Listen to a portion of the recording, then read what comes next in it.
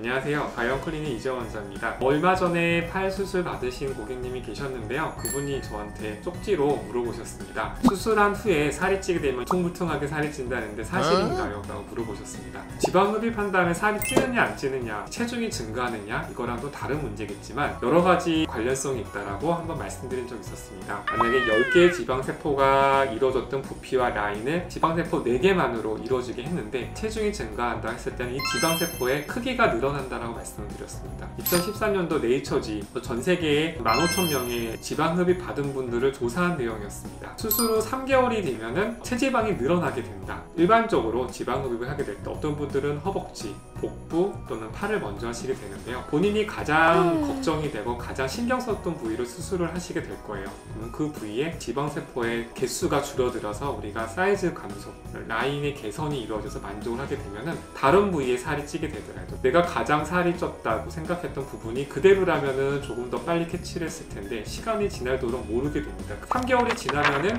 다른 부위에 살찌는 걸 느끼게 되지만 6개월이 됐을 때는 눈에 띄게 내장지방이 증가하게 됩니다. 내장지방이 증가된 것은 어떻게 알게 되느냐, 내 허리 둘레의 길이가 가장 정확하다고 집에서도 체크할 수 있다고 나와 있습니다. 이 살이 찌는 과정 중에 제일 중요한 것이지만 근육이 줄어든 상태에서 지방세포의 부피가 늘어나기 때문에 일시적으로 몸무게가 감소되다가 그 다음부터 몸무게가 비로소 증가하게 되는데요. 몸무게가 증가하게 되면 이미 다른 부위에 살이 많이 쪄 있게 됩니다. 인바디를 비교하게 된다면 동일한 기계에서 동일한 조건으로 체지방량, 체지방의 무게가 증가되는지 확인하는 것이 가장 필요하다고 느껴지고요. 6주나 8주에 한 번 정도 체크를 하시면서 유산소 운동과 시기를 조절하시게 되면 좋고요. 여기서 유산소 운동에 대해서 다시 한번 잔소리를 한다면 운동을 20분 정도 하신다는 거는 20분 했을 때는 데드 포인트를 지나게 되면서 체내에 있는 지방이 아니라 지방 요소들을 태움으로써 에너지원을 사용하게 되고요. 20분 데드 포인트가 지난 다음에 내장지방이나 근육이나 뼈에 있는 지방들을 태움으로써 우리가 원하는 다이어트, 바디라인이나 사이즈 변화를 일으킬 수 있는 변화가 일어나게 됩니다.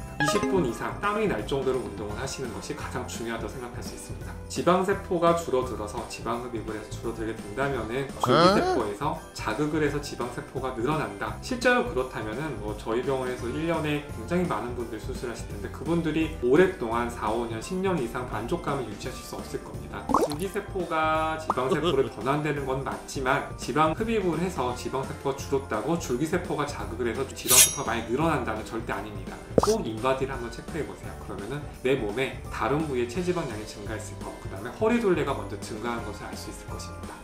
이상 바이오 클리닉 이재원 원장이었습니다.